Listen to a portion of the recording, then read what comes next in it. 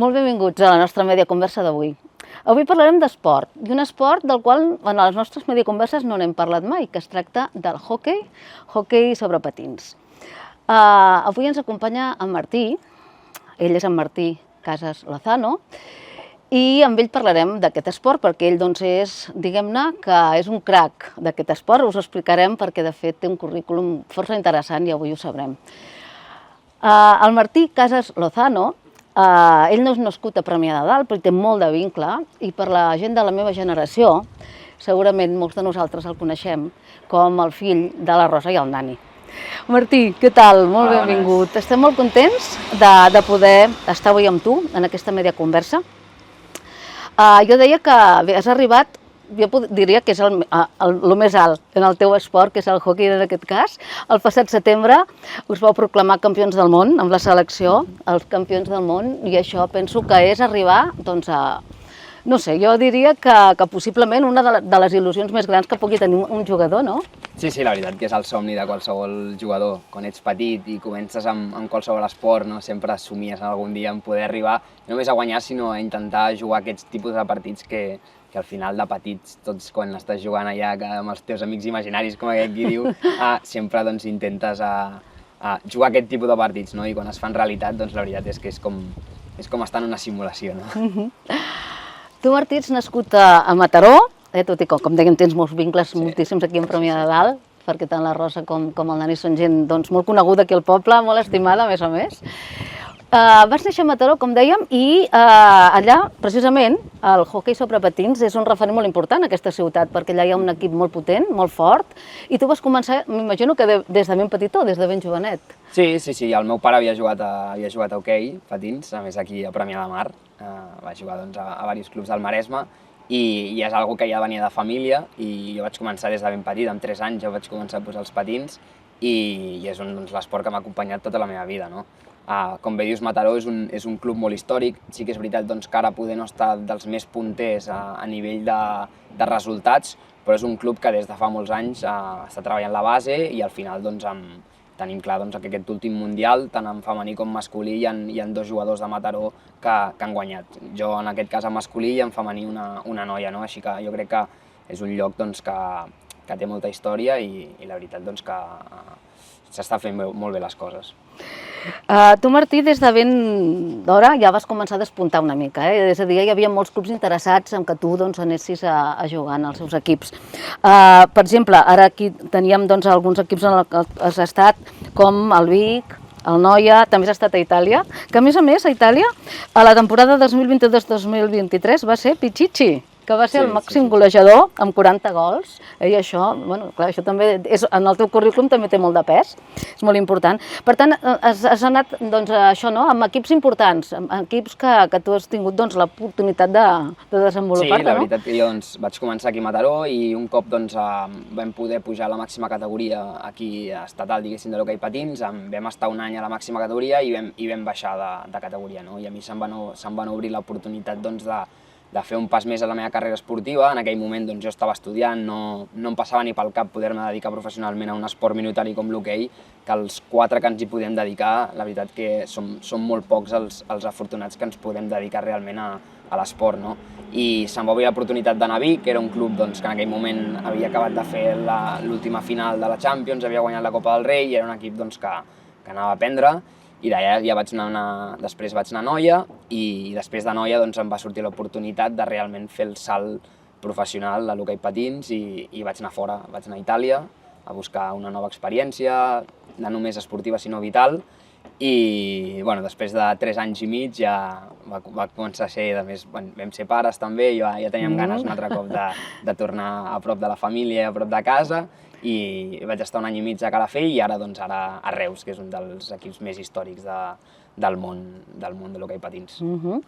Exacte, el Reus també és un referent en aquest tema i per tant també per tu és una satisfacció poder-hi ser, no? Sí, la veritat que és un equip que ha guanyat absolutament tot, amb tots els jugadors, podem començar a anomenar jugadors històrics de l'hoquei patins, tots han trepitjat l'equip del Reus, la veritat que és un equip que té una peculiaritat i és que normalment els grans equips d'hoquei estan respaldats sobretot per equips de futbol, no? O sigui, hi ha el Barça, el Benfica, el Porto, i el Reus doncs, és la petita excepció que surt una mica de la regla, o sigui que la peça central del club és l'hoquei patins.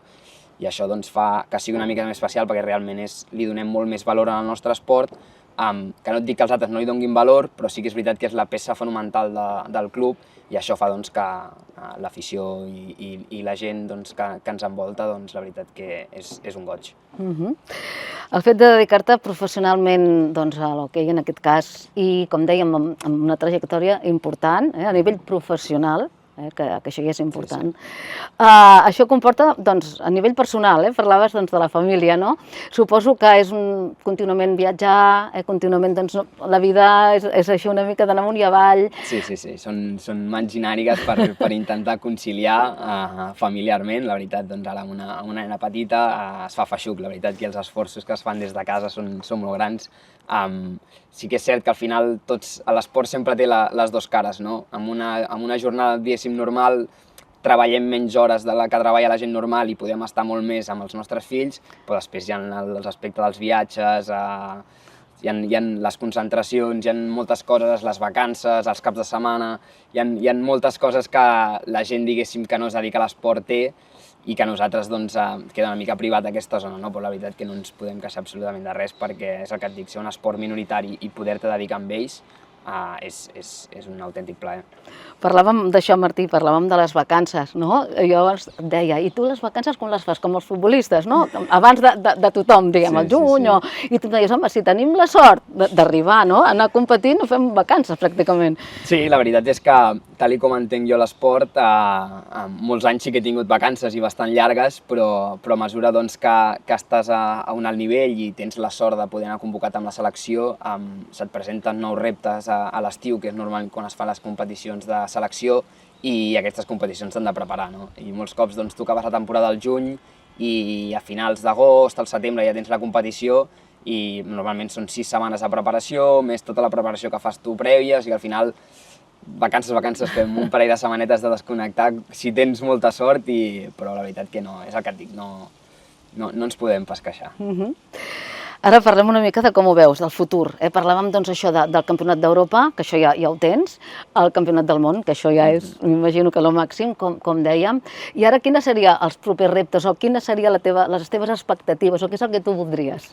Bueno, la veritat és que a nivell de seleccions ja ho he guanyat absolutament tot. Intentarem doncs, seguir, primer de tot, la selecció espanyola, una de les sorts que té és que hi ha molts jugadors. Llavors ja és un plaer només ser-hi, que és sobretot el més difícil. Després, un cop hi ets, has d'intentar guanyar, però el més important molts cops és ser-hi. Doncs, el primer objectiu és continuar sent-hi a la selecció i després doncs, jo crec per acabar de col·locar la cirereta ja seria doncs, tots els títols a nivell de club. La veritat és que tenim potències molt grans en el món de l'hoquei, econòmicament molt més fortes que la realitat que tenim a Reus, perquè, com et deia abans, estan respaldades per equips de futbol i al final els seus pressupostos són molt més alts que els nostres, però amb això estem, a intentar doncs, suplir, diguéssim, aquestes mancances econòmiques que puguem tenir nosaltres amb gent jove, amb intentar doncs, tenir algun tret diferencial dels altres i a veure si aquest any doncs, podem aixecar algun títol a nivell de club que la veritat que Reus es mereix aquest títol. No? Per tant, tu estàs supercontent d'estar al Reus, com ens dius, i bé, el teu futur el veus aquí? Bueno, és una mica complicat, perquè al final les realitats de l'hoquei que es puguin dedicar professionalment són molt poques aquí. Llavors, una d'elles és Reus, tenim el Barça, llavors jo encara veig una mica lluny el fet de poder tornar al Maresme, que seria doncs, la meva... Jo sempre dic, o sigui, sempre que pugui intentaré tornar aquí. Jo sempre dic, per mi és el meu lloc de pau, és el nostre lloc de retrobament familiar i al final doncs, seria doncs, poder, quan acabi la meva carrera esportiva, poder tornar a casa seria increïble. No? Parlant d'acabar la carrera esportiva, evidentment el món de l'esport té això, és a dir, que pots continuar, evidentment, fent coses en el món de l'esport, però no, evidentment, competint. arribarà un moment, no? Suposo que això és obvi i és normal, no? T'has plantejat de seguir fent altres coses dintre de l'hoquei? Sí, la veritat és que és una molt bona pregunta, perquè dintre dels esports minoritaris jo crec que és una de les coses que més preocupació ens genera a tots els esportistes, no? Perquè al final tu ara t'hi pots dedicar, però està clar que no som ni futbolistes ni jugadors de l'NBA i quan acabi la nostra carrera esportiva no podrem ja, com aquell qui diu, retirar-te, jubilar i estar tranquil·lament, no? Sinó haurem de seguir treballant.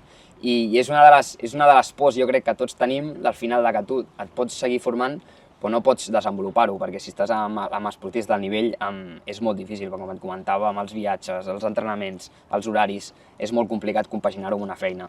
Però sí que és cert doncs, que jo m'interessa molt el món de l'emprendiment i sempre estic formant-me i jo crec que doncs, em veig sobretot muntant alguna cosa pel meu compte, intentant emprendre. No? Jo crec que els esportistes tots tenim aquesta mentalitat, no? D'anar superant sempre objectius, no? De sempre posar-te una meta més enllà i jo crec doncs, que seria, el meu futur va una mica més per aquí, no? Per intentar doncs, muntar un projecte propi i a partir d'aquí doncs, buscar nous reptes. Clar, és que al final és molt difícil perquè encara jo crec que em veig molt bé físicament i crec que tinc bastants anys de carrera, però és difícil ubicar què farem en el futur, no? O sigui, és com una caixa que encara hem d'obrir, però sí que és veritat doncs, que hem d'anar preparant a poc a poc.